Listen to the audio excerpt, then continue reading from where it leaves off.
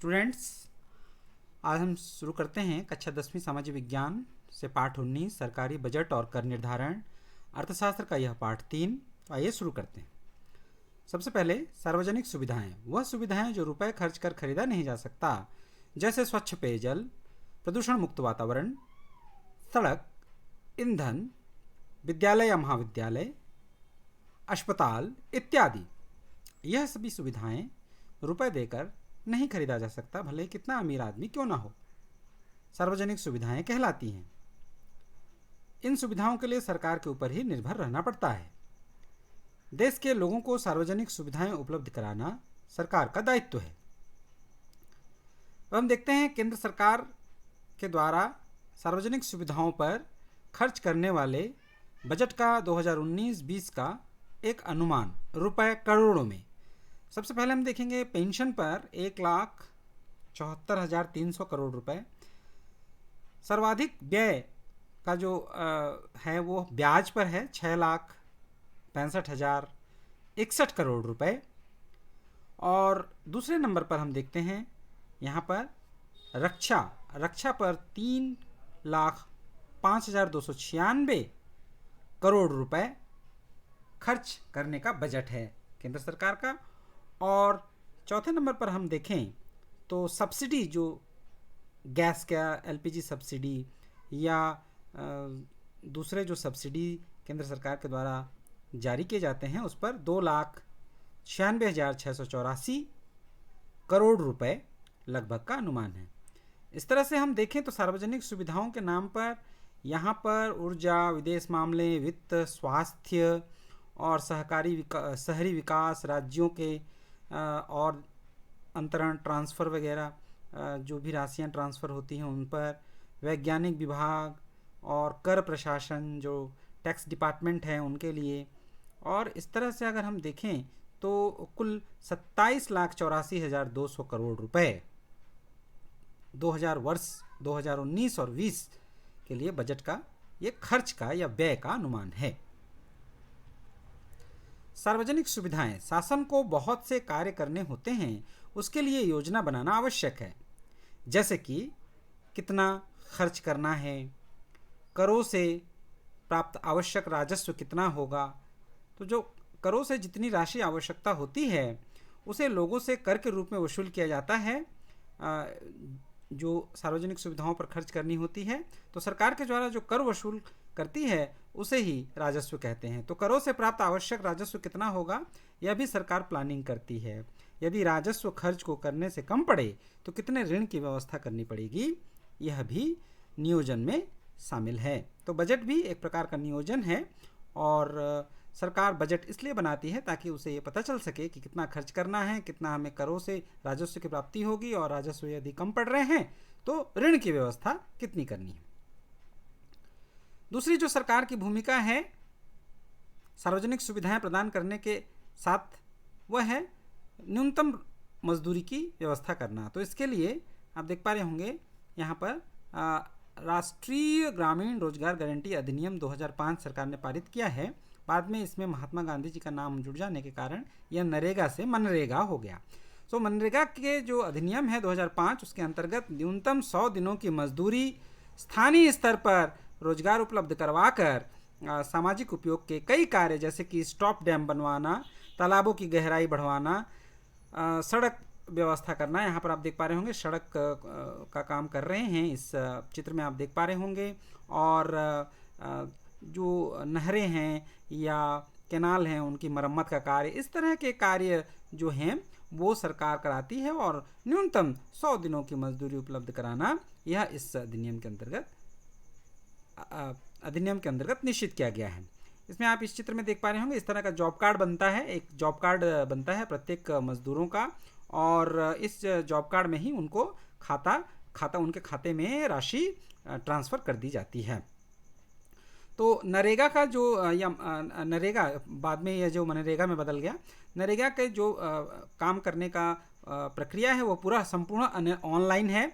और इसमें सबसे पहले आप देख पा रहे होंगे यहाँ पर पंजीयन का कार्य होता है। पंजीयन के बाद यहाँ जॉब कार्ड जारी किए जाते हैं। जॉब कार्ड जारी होने के बाद फिर सत्यापित होते हैं कि वह वास्तविक मजदूर का बना है या ऐसा तो नहीं है कि फिर कोई किसी अवास्तविक या फेक किसी व्यक्ति का मजदूर का कार्ड बन गया है तो उसका सत्यापन होता है, और सत्यापन के कार्य के उपरांत ही काम के लिए आवेदन तथा अन्य प्रावधान किए जाते हैं। ये सभी संपूर्ण कार्य जो हैं वो ऑनलाइन तय होते हैं। फिर है ई मस्टर रोल। ये ई मस्टर रोल का एक फॉर्मेट है, ये आप देख पा रहे होंगे। यहाँ पर जो फॉर्मेट है यह पड़ोसी राज्य उड़ीसा के कंधमाल जिला का चकपड़ ब्लॉक, विकासखंड चकपड़, पंचायत पसारा, इसका ये दिया हुआ है। यहाँ पर आप देख पा रहे होंगे सबसे पहले यहाँ सीरियल नंबर है, क्रमांक, उसके बाद यहाँ पंजीयन क्रमांक है, ये जो भी उसका पंजीयन क्रमांक होगा जो कार्य का, और उसके बाद यहाँ पर परिवार के मुखिया का एक नाम है जहाँ यहाँ अतुला बेहरा लिखा हुआ है, और अतुला बेहरा, और नेम ऑफ द आवेदक, यहाँ जो आवेदक के नाम है अयुल्या बेहरा। और उसके बाद यहाँ देखेंगे प्रतिदिन का उपस्थिति है 1 2 3 4 5 6 7 यहाँ, और टोटल यहाँ उपस्थिति, और उसके बाद प्रतिदिन की मजदूरी, यहाँ पर जो दर है यहाँ पर वो दर लिखा जाएगा। फिर यहाँ कुल देय राशि होगा, और कुल देय राशि के बाद यहाँ पर कोई अगर यात्रा भत्ता या किसी प्रकार का कोई अन्य यदि व्यय है तो उसको जोड़ करके यहाँ कुल भुगतान राशि यहाँ होगी, और उसके बाद यहाँ अंत में सिग्नेचर होंगे, और यह संपूर्ण राशि जो है वो उन्हें उनके खाते में, मजदूर के खाते में भुगतान कर दी जाएगी। तो इसे हम कहते हैं ई मस्टर रोल। मस्टर रोल, तो ये ऑनलाइन होने के कारण इसमें ई मस्टर रोल कहते हैं। रोजगार सेवक द्वारा निर्धारित प्रपत्र में मजदूरों को किए गए कार्य आवंटन संबंधी विवरणी का सारांश तैयार कर एक पंजी संधारित किया जाता है, उस पंजी को ही हम मस्टर रोल कहते हैं। और ये संपूर्ण रजिस्टर को, पंजी को संबंधित कंप्यूटर ऑपरेटर को हस्तगत किया जाता है ताकि वह उसे कंप्यूटर में दर्ज करा सके। ये रोजगार सेवक के द्वारा किया जाने वाला कार्य है। तो मस्टर रोल एक इंपॉर्टेंट प्रश्न है। सरकार का और भूमिका में हम देखते हैं अगला कार्य जो है वो नियामक के रूप में है। नियामक के रूप में सरकार, जैसे कि वित्तीय नियामक के रूप में आरबीआई, सेबी जैसे संगठन हैं, वह वित्तीय नियामक का कार्य करता है। सरकार इसके अलावा खाद्य और सुरक्षा को लेकर के भी एक नियामक के रूप में कार्य करता है। उसके लिए सरकार ने एक अलग से संस्था बनाई है, आप देख पा रहे होंगे चित्र में, फसाई, food safety and standard authority of India. इसका काम है कि खाने पीने की चीज़ों में जो प्रिजर्वेटिव या उनको जो संरक्षण करने के लिए जो भी गैस या रासायनिक पदार्थों का उपयोग किया जाता है या उसको बनने में जो पदार्थों का उपयोग किया जाता है वह उनके मापदंडों में खरे उतरते हैं या नहीं, इसकी जांच करना, और उसके उपरांत उन्हें प्रमाण पत्र जारी करने से है। इसके अलावा फसाई जो संगठन है, यह देखेंगे हम भोजनालय के लिए वह बैंगनी रंग का इस्तेमाल करता है, फल व सब्जियों के लिए हरे रंग का इस्तेमाल करता है, उसे प्रदर्शित करने के लिए उनके चिन्ह होते हैं, उस पैकेट के ऊपर उस चिन्ह से वो प्रकट करते हैं। मांस व फुटकर व्यापार अगर होगा तो लाल रंग से होगा, दुग्ध फुटकर व्यवसाय होगा तो वह नीले रंग से होगा। सड़क किनारे जो खाने पीने की जो रेडी वाले ठेले वाले होते हैं उनके लिए फिर पुनः बैंगनी कलर का वह चित्र प्रस्तुत करते हैं, और अन्य फुटकर व्यापार के लिए वो स्लेटी कलर का, शराब के फुटकर व्यापार के लिए वो भूरे कलर का, यातायात एवं वितरण के लिए वो गाढ़े नीले कलर का, और भंडारण एवं गोदाम के कार्य के लिए वह पीले, और निर्माण संबंधी कार्य के लिए व्हाइट कलर का इस्तेमाल करते हैं। फिर देखते हैं हम अगला जो प्रमुख बिंदु है वह है बजट। बजट किसे कहते हैं? तो बजट का ऐसे हम देखेंगे, सरकार का राजस्व और उनके खर्च का पूरा लेखा जोखा ही बजट कहलाता है। यह वार्षिक लेखा जोखा होता है। इसमें अनुमानित आय एवं व्यय का वार्षिक विवरण पत्र होता है। जैसे कि अभी हमने 2019-20 का हमने एक व्यय का अनुमानित जो राशि था सरकार का विभिन्न मदों पर, उसको हमने चित्र के माध्यम से देखा था। इसी प्रकार से आय और व्यय का अगर एक साथ रख दिया जाए, अनुमानित आय और अनुमानित व्यय का, तो उसे हम कहेंगे बजट। भारत के संविधान में बजट को वार्षिक बजट स्टेटमेंट भी कहा जाता है। अब हम देखते हैं बजट के स्वरूप के आधार पर उसके प्रकार। उसके स्वरूप के आधार पर अगर उसके प्रकार देखें तो आप नंबर 1 केंद्रीय बजट। केंद्रीय बजट जो संसद में केंद्र सरकार के द्वारा पारित किया जाता है। बजट कोई भी बजट हो, चाहे वो स्थानीय, राज्य या केंद्रीय बजट, उसे विधानमंडल द्वारा या जो चुने हुए प्रतिनिधि हैं उनके द्वारा जब तक पारित नहीं किया जाएगा वह बजट स्वीकार्य नहीं होगा। फिर देखते हैं हम राज्य बजट। राज्य बजट जो राज्य के बुक में आप देखेंगे, छत्तीसगढ़ की विधानसभा में जो रायपुर में है वहाँ पर बजट पारित होता है, उसे हम राज्य बजट कहते हैं। वो राज्य की बजट होती है और आमतौर पर वित्त मंत्री जो है उसको प्रदर्शित करते हैं या उसको व्याख्यान करते हैं और उसे प्रस्तुत करते हैं विधानसभा में। पिछले सरकार से हम देखते आ रहे हैं कि जो मुख्यमंत्री हैं वही वित्त मंत्री का कार्य संभाल रहे हैं और उन्हीं के द्वारा बजट को पारित किया जाता है, प्रस्तुत किया जाता है। फिर है स्थानीय बजट। स्थानीय बजट जैसे कि हम नगर पालिका, नगर निगम क्षेत्र है या पंचायत है तो वहाँ पर वहाँ के स्थानीय प्रशासन के द्वारा बजट को प्रतिवर्ष प्रस्तुत किया जाता है और उसी के अनुसार आय एवं व्यय का ब्यौरा तैयार किया जाता है, उसे हम कहेंगे स्थानीय बजट। तो स्वरूप के आधार पर, उसके रूप के आधार पर हम देखेंगे 3 प्रकार के बजट होते हैं। अब हम देखते हैं बजट के प्रकार में, हम देखते हैं जो बजट बनता है उनके बजट का कितने प्रकार के बनते हैं। वह है 2 प्रकार के होते हैं, संतुलित बजट और असंतुलित बजट। अगर असंतुलित बजट को हम देखें तो आगे हम देखेंगे बचत का बजट और घाटे का बजट होता है। तो जो बचत का बजट होता है वह बजट जिसमें आय, अनुमानित आय और अनुमानित व्यय जो है एकदम सटीक या बराबर होते हैं, इक्वल, और संतुलित बजट कहते हैं, संतुलित बजट कहेंगे। और जब आय और व्यय में अगर आय, अनुमानित आय या राजस्व यदि अधिक है तो उसे हम कहेंगे बचत का बजट। और ठीक इसके विपरीत यदि अनुमानित आय अधिक है, कम है, अनुमानित आय कम है और जो अनुमानित व्यय है सार्वजनिक सुविधाओं पर और अन्य कार्यों पर सरकार का जो अनुमान है व्यय का यदि वो अधिक है तो उसे हम घाटे का बजट कहेंगे। और घाटे के बजट को ही सबसे अच्छा बजट माना जाता है। कर, अगला टॉपिक है कर, टैक्स। तो कर क्या होता है? जो सरकार प्रत्यक्ष या अप्रत्यक्ष रूप से नागरिकों को विभिन्न सुविधाएं देने के बदले में जो राशि उनके ऊपर उनसे वसूलती है उसे ही हम कहते हैं कर। ये पुराने ज़माने से ये चला आ रहा है, राजा महाराजों के ज़माने से ये कार्य हो रहा है। किसान पहले कर चुकाते थे, जो उनकी फसल होती थी उसका कर चुकाते थे, है ना। मुद्रा का जब आविष्कार नहीं हुआ था उस समय से कर का प्रावधान चला आ रहा है। कर में सबसे पहले हम देखते हैं अप्रत्यक्ष कर। अप्रत्यक्ष कर में आबकारी शुल्क जिसे हम एक्साइज ड्यूटी कहते हैं, पेचुंगी या सीमा शुल्क जिसे हम कस्टम ड्यूटी कहते हैं, मूल्य संवर्धित कर जिसे हम वैट टैक्स के नाम से जानते हैं, सर्विस टैक्स सेवा कर, और वस्तु एवं सेवा कर इसको हम बोलते हैं गुड्स एंड सर्विसेज, जीएसटी के नाम से हम इन्हें जानते हैं।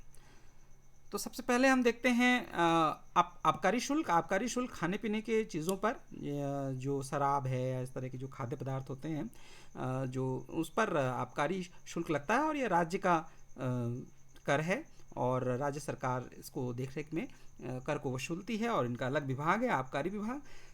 खास करके आप देखे होंगे जो मादक पदार्थ हैं उन पर आबकारी विभाग कार्रवाई करता है और उनसे शुल्क की वसूली करता है।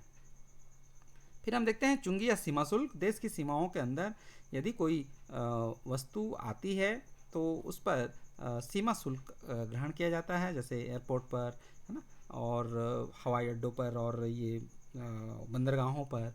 यहाँ पर इस तरह के डिपार्टमेंट होते हैं जहाँ पर आप कोई वस्तु यदि देश के अंदर प्रवेश कर रही है तो वहाँ पर वो कस्टम ड्यूटी वसूली जाती है। फिर हम देखते हैं मूल्य संवर्धित कर, VAT tax. VAT tax Bharat में 1 अप्रैल 2005 को लागू किया गया था। साधारण भाषा में यदि जब भी किसी वस्तु की खरीदारी या बिक्री करते हैं तब आपके अपने लाभ का प्रतिशत भाग सरकार को देना पड़ता है, परंतु यदि यह टर्नओवर, उसकी बिक्री, जो उसकी आय है, टर्नओवर है, वह 5 लाख रुपए से कम है, यह जो 5 लाख रुपए का प्रतिबंध है यह स्टूडेंट एक राज्य में दूसरे राज्य से भिन्न है। अगर हम पूर्वी प्रदेश, असम, मेघालय, है ना, नागालैंड, इस तरह के अगर राज्यों को देखें तो वहाँ पर यह 5 लाख का जो सीमा है यह काफ़ी कम है, उससे भी कम है। तो इस प्रकार आपको कोई वैट टैक्स अलग से देने की आवश्यकता नहीं है। यदि 5 लाख या उससे कम है तो 5 लाख या उससे कम है तो आपको टैक्स देने की आवश्यकता नहीं है। और ये जो 5 लाख का प्रतिबंध है अलग राज्यों में अलग अलग है, सभी पूरे संपूर्ण भारत में एक जैसा नहीं है। तो वैट टैक्स होता क्या है? उदाहरण के तौर पर यदि हम 1000 रुपये का कोई सामान खरीदते हैं और आप उसे 1200 रुपये में बेचते हैं खरीद करके, तो उस 200 रुपये का जो वैल्यू ऐड होता है इस पर आपको 200 रुपये पर कुछ प्रतिशत जो है भाग सरकार को टैक्स के रूप में देना होता है। और इसे ही हम कहते हैं वैट टैक्स। तो मानते हैं, मान लीजिए कि 10% का अगर टैक्स लगा हुआ है तो 200 रुपये का 10% 20 रुपये हुआ। तो इस प्रकार से 1200 रुपये के सामान बेचने पर 20 रुपये का जो टैक्स है वो सरकार को जमा करना है। इसे ही हम कहेंगे वैट टैक्स। ठीक है, वैट टैक्स 2005 अप्रैल 2005 में ये लागू हुआ।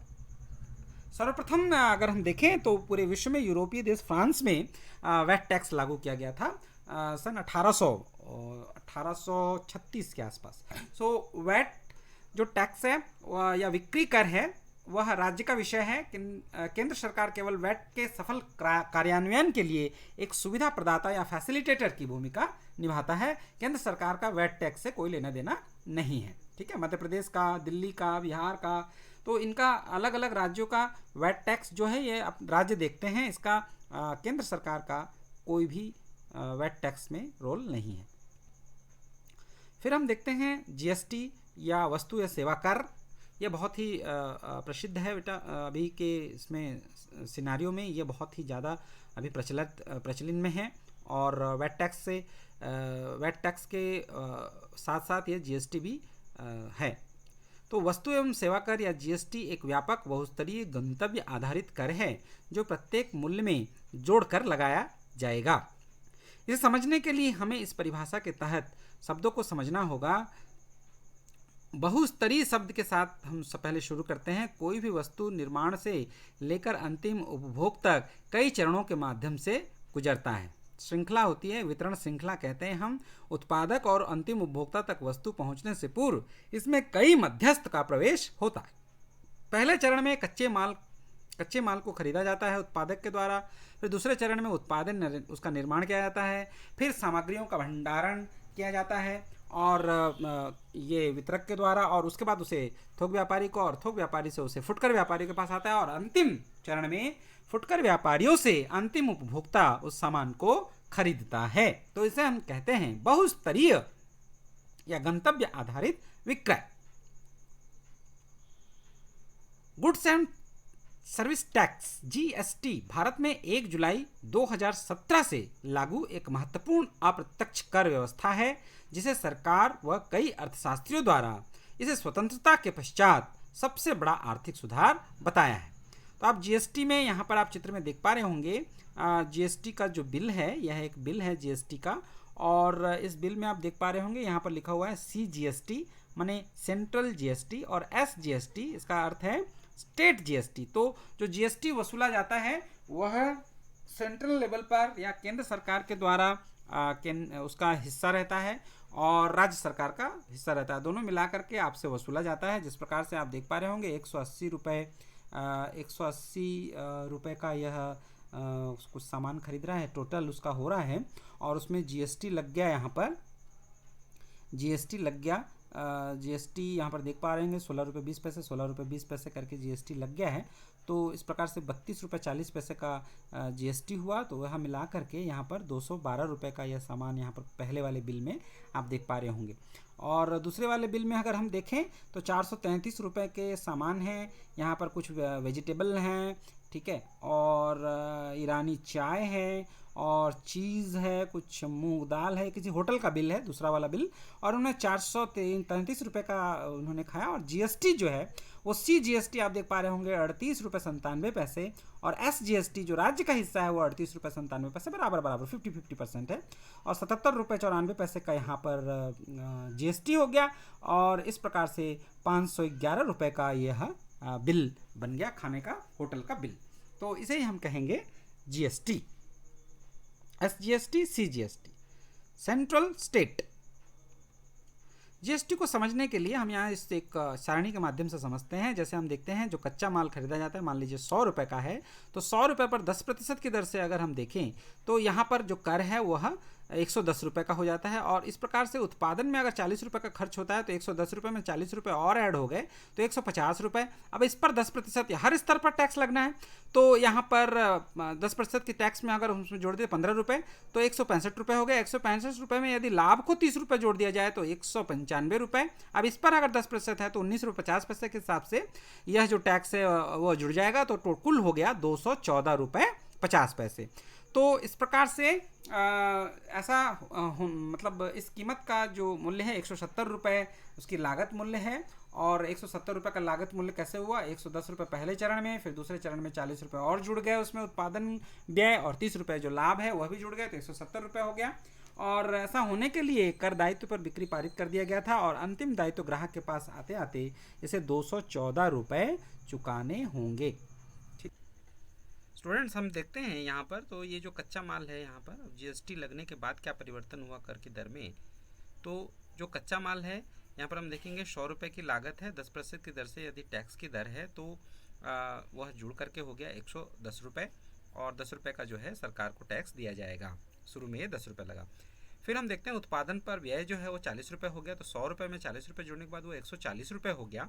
140 रुपये पर अगर 10% हम देखें जीएसटी लगने के बाद इसमें जो परिवर्तन आएगा वह 14 रुपये होगा, लेकिन सरकार को इसमें 14 रुपये में से 10 रुपये का जो टैक्स है वो ऑलरेडी दिया जा चुका है, तो यहाँ पर अब सरकार को सिर्फ 4 रुपये का कर चुकाना होगा। तो इस प्रकार हम वस्तु का मूल्य हम देखेंगे 154 रुपये हो जा रहा है, और उसमें अगर हम देखें 154 रुपये हो जा रहा है कुल देयता, जिसमें 4 रुपये जो है वो सरकार का टैक्स होगा, सरकार के हिस्से का टैक्स होगा।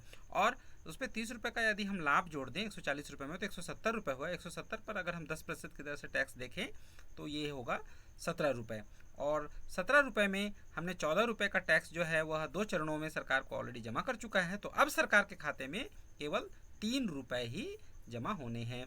तो इस प्रकार से जो 170 रुपये में 17 रुपये का जो टैक्स है जुड़ करके कुल मूल्य हो जाएगा 187 रुपये।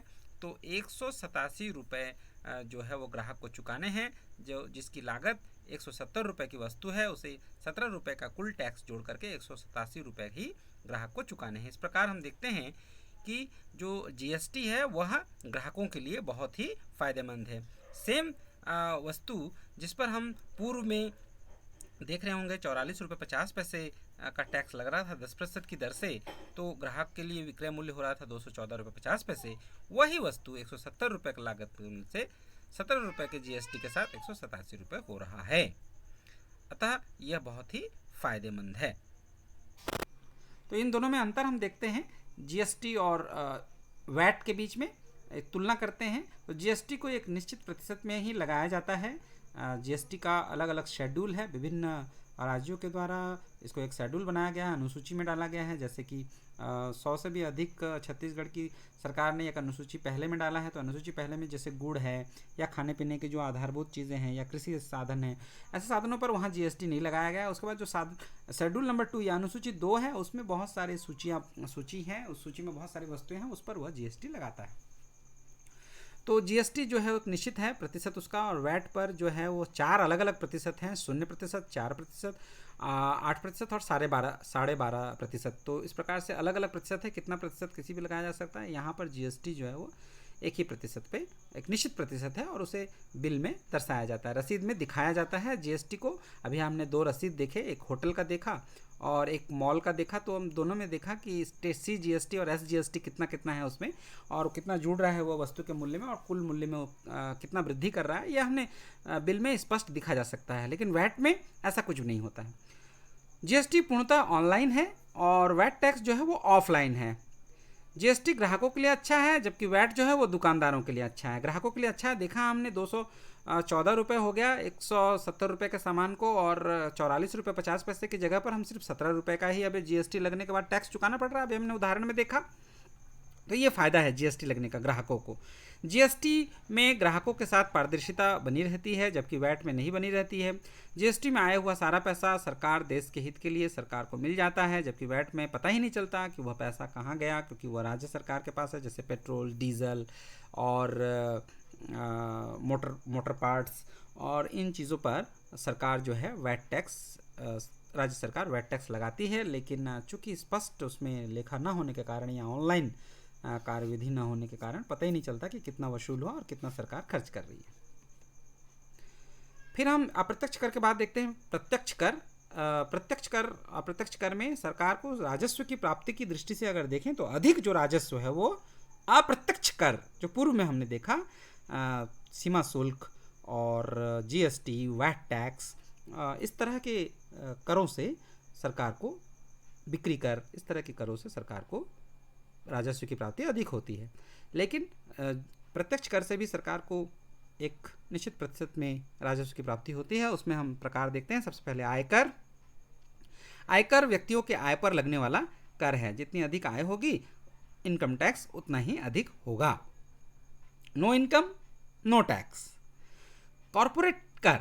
कॉरपोरेट कर, निगम कर जिसको हम कहते हैं, कंपनियों को अपने मुनाफे का या लाभ का जो टैक्स चुकाना पड़ता है उसे ही हम कॉरपोरेट टैक्स या निगम कर कहते हैं। फिर है संपत्ति कर। जो संपत्ति आपके पास है 1957 से अधिनियम के अंतर्गत, उसके बाद से ही जो संपत्ति आपके पास है, भले ही वह संपत्ति जो है आप प्रयोग कर रहे हैं या नहीं कर रहे हैं, पर वो जो संपत्ति का बाजार मूल्य होगा उस पर जो कर होगा वह निश्चित दर से कर को आपको चुकानी है। यदि बाजार मूल्य बढ़ते जा रहा है तो आपकी कर की दर राशि भी बढ़ती जाएगी। यदि बाजार मूल्य गिरता जा रहा है तो आपके कर की राशि जो है वो कम होती जाएगी।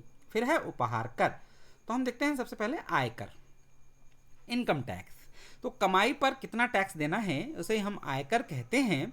आयकर में आप यहाँ पर देख पा रहे होंगे एक स्लैब है यहाँ पर 2.5 लाख तक देखेंगे आप 0% टैक्स है। 2.5 लाख से 5 लाख पर 5% टैक्स है। 5 से 10 लाख पर 20% टैक्स है और 10 लाख से ज़्यादा पर 30% का टैक्स है। इसे कहते हैं इनकम टैक्स का स्लैब, आयकर टैक्स स्लैब। इस स्लैब को स्टूडेंट्स आप गणित में आपने आयकर का जो अध्याय आएगा, आयकर पे जो गणित में आयकर के ऊपर जो प्रश्न का हल करेंगे तो उसमें इस तरह का स्लैब आप जरूर पढ़ेंगे। उसमें आपको ज़्यादा और अच्छे से समझ में आएगा किस प्रकार से वेतन भोगी जो व्यक्ति रहते हैं उन पर, चाहे वो महिला हो पुरुष हो, तो उसके ऊपर आयकर सरकार वसूलती है। यह एक प्रत्यक्ष कर है, सीधा सरकार के खाते में व्यक्ति द्वारा या आयकर दाता द्वारा जमा किया जाता है।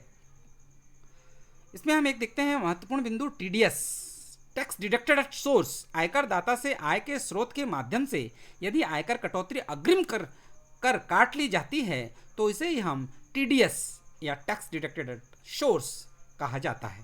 ठीक है, जो नियोक्ता होता है वह कर्मचारी को वेतन, उसको जो वेतन चुकाता है, वेतन जो पेमेंट करता है, उस वेतन में पूर्व से ही हर महीने एक निश्चित राशि यदि काट ले, ठीक है, उसके टैक्स देयताओं के राशि के आधार पर, तो उसे ही हम टीडीएस कहेंगे। ठीक है, अगला है कॉर्पोरेट टैक्स। कॉर्पोरेट टैक्स कंपनियों पर लगाया जाता है, कंपनियों के मुनाफे पर लगाया जाता है सरकार के द्वारा। यह किसी भी प्राइवेट, लिमिटेड, लिस्टेड, अनलिस्टेड, सार्वजनिक, निजी सभी प्रकार की कंपनियों पर लगाया जाता है। कंपनी की जो भी आय होती है कॉर्पोरेट टैक्स उस पर ही लगाया जाता है। कॉर्पोरेट टैक्स सरकार को हर साल राजस्व का एक महत्वपूर्ण साधन होता है। आंकलन वर्ष 2014-15 के लिए घरेलू कंपनियों पर 30% की दर से कर लगाया जाता था। संपत्ति कर। संपत्ति कर, यह कर भारत में संपत्ति कर अधिनियम 1957 के तहत लगाया जाता है। संपत्ति से कमाए हुए लाभों पर लगने वाले कर को संपत्ति कर के रूप में जाना जाता है। इस कर को साल दर साल बाजार मूल्य के अनुसार संपत्ति पर लगाया जाता है, चाहे ऐसी संपत्ति आय अर्जित हो या ना हो। अधिनियम के तहत यह कर निम्नलिखित व्यक्तियों पर निर्धारण वर्ष के दौरान लिया जाता है। पहले व्यक्ति पर, जो व्यक्ति होते हैं उस पर, व्यक्ति होते हैं या अब इसको बोलते हैं इंडिविजुअल्स इंग्लिश में। सो जो इंडिविजुअल होते हैं उनके द्वारा संपत्ति कर चुकाया जाता है। उनके पास जो संपत्ति होंगी, जिनका मालिक होंगे, तो उनके मालिक के द्वारा यह कर सरकार को चुकाया जाता है। फिर है हिंदू अविभाजित परिवार। हिंदू अविभाजित परिवार HUF, हिंदू अनडिवाइडेड फैमिली।